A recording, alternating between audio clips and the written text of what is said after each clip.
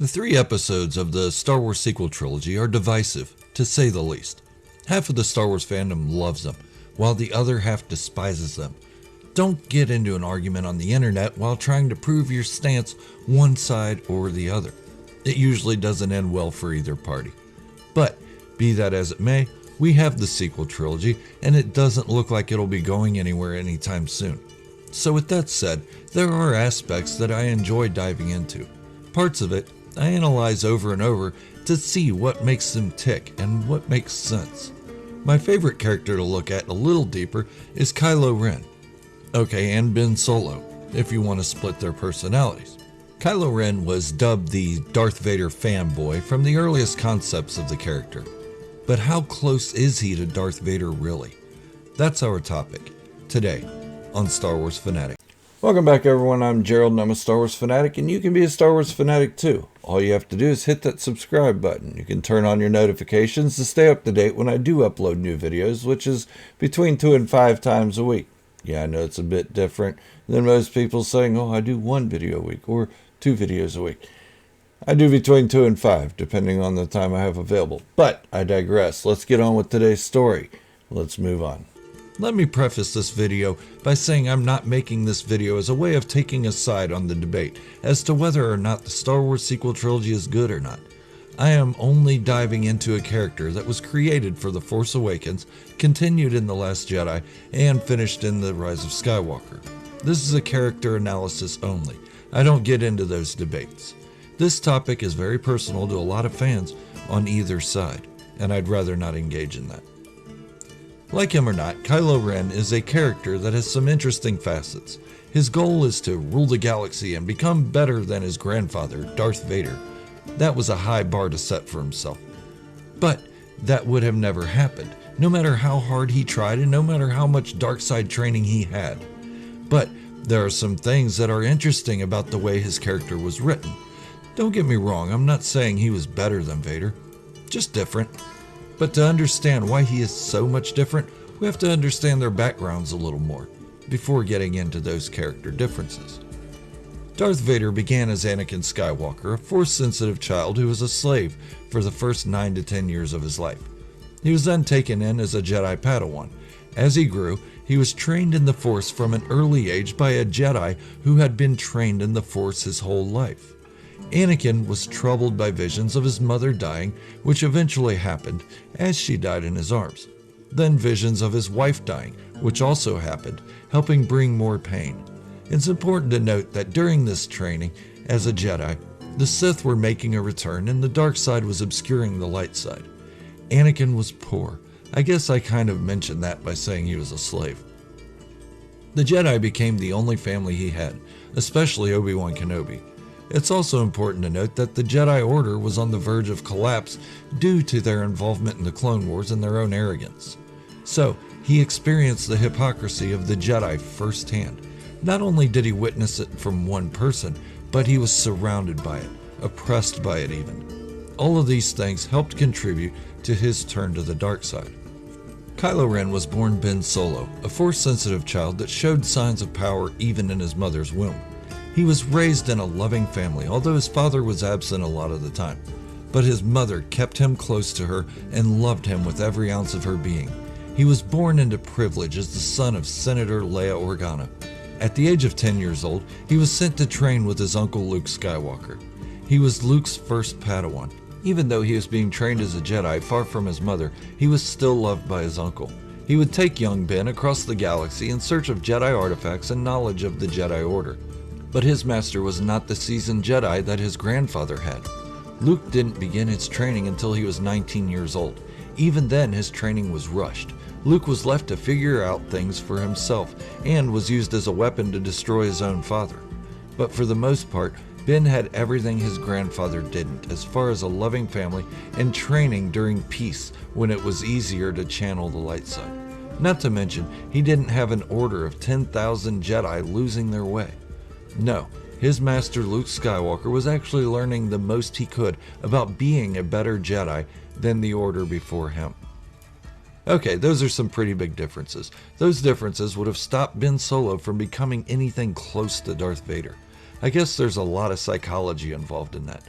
Was his behavior brought on by outside forces, forced on by himself, or was it in his blood?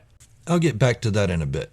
I know the story of Ben Solo and Kylo Ren are easy to pawn off as bad writing, but I don't feel that's the case with this character. Ben Solo had a completely different experience growing up. He was also tormented from an early age by Palpatine/Snoke. But you say Anakin was too? No, Anakin was befriended by Palpatine. He coddled Anakin and encouraged him, albeit with ulterior sinister motives. The way he treated Anakin was seemingly much more loving. Ben was getting voices in his head and being drove mad from an early age. Now, let's look at Darth Vader as a character. Cold, precise, the Force flowed through him with ease. There was no emotion shown by this Sith Lord. He had become more machine than man and hated the man that was inside him trying to get out. Anakin was weak, and Vader fought constantly to snuff him out. He held on to his anger and his pain, and it gave him focus. Loss, pain, and an obvious distrust for the Jedi Order turned Anakin into Darth Vader.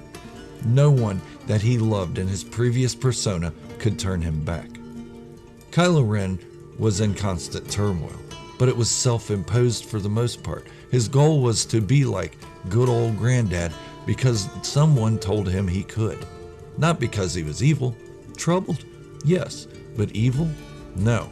Sure, he committed his fair share of atrocities, but it was all in an effort to try to prove he was evil. He often felt bad for the wrong he did, and he even cried before killing his father, which we don't even know if he actually did that alone. It appears that Han Solo may have helped him. His uncle's stupid actions were the breaking point to cause him to turn to the dark side. Yet, you could tell he was always ready to come back to the light. Sorry, I went off on more of the psychological issues between the two characters. Now let's look at their abilities. When Darth Vader appeared in the original trilogy, his Force abilities were effortless. Even as Anakin Skywalker, he excelled in it. He was an amazing athlete, and with just a clench of his fingers, he could choke a man out. A gentle swing of his lightsaber would have devastating consequences for his enemies, and he could read the thoughts of his victims just by sensing them. But with this, we never really got to see what it took to conjure the Force. Sure, we saw the end result, but it was also effortless that it just seemed natural. From the moment we see Kylo Ren, we see his power. The man stopped a blaster bolt in midair, but he didn't just look at it to stop it. He reached out with his hand and the Force. It was stylistic. Then we see him extract information from Poe Dameron. Extract, not read his thoughts. But when he fought with his lightsaber, there were no acrobatics and his swings were hard and clunky. This is where you can tell he was not trained by a seasoned master like Obi-Wan Kenobi. Yes, Luke had some impressive skills with a lightsaber, but he was not the swordsman his father had been in his prime. In fact, Obi-Wan and Anakin were both almost evenly matched in their duel in their prime. That is, until Obi-Wan tricked Anakin into taking the high ground. And let's not forget that Jedi of the Republic era had multiple Jedi teaching them lightsaber styles. But, back to the point. It took some effort on Kylo's part to be proficient in the Force. Okay, I know I seem like I'm beating around the bush here, but here's the skinny of it. Kylo Ren was written very well. Hear me out, please hear me out. I didn't say the whole story was flawless, but this character shouldn't be denied of what he is. Ben Solo had a different upbringing. I think when fans heard that he was a Darth Vader fanboy, they expected a carbon copy of Darth Vader, or at least something like him. He could never be Vader, though. Snoke/Palpatine should have known that. Midichlorians in his blood can't make up for the experiences Anakin had as a child, a Padawan, a Jedi Knight, and a mentor to his own Padawan. All of that happened before Anakin turned to the dark side. Ben Solo really had none of those experiences, and it showed in his emotion, his inner turmoil, and even his Force abilities. Look at it this way, had Kylo Ren been every bit of Darth Vader, fans would be screaming that he is a Gary Sue, that his experiences didn't allow for him to be that badass. Look, it took Darth Vader 24 years to turn back to the light and let Anakin show through again, even after many people tried to turn him back. It only took Ben Solo 7 years to turn back, and this was only after 3 people tried to bring him back toward the end of his darkness. It's because of his experiences. It's because he was being pushed into the darkness by Snoke/Palpatine. He wasn't groomed his whole life for it. He was almost forced into it. And not once did he say, "From my point of view, blah blah blah." He knew he was doing wrong. Darth Vader believed he was doing right because of experiences. So I ask again, was Ben Solo's turn to the dark side due to outside forces, forced on by his own will, or in his blood? It's true, Snoke/Palpatine bent his ear and tormented him from an early age, and he saw his own uncle try to kill him.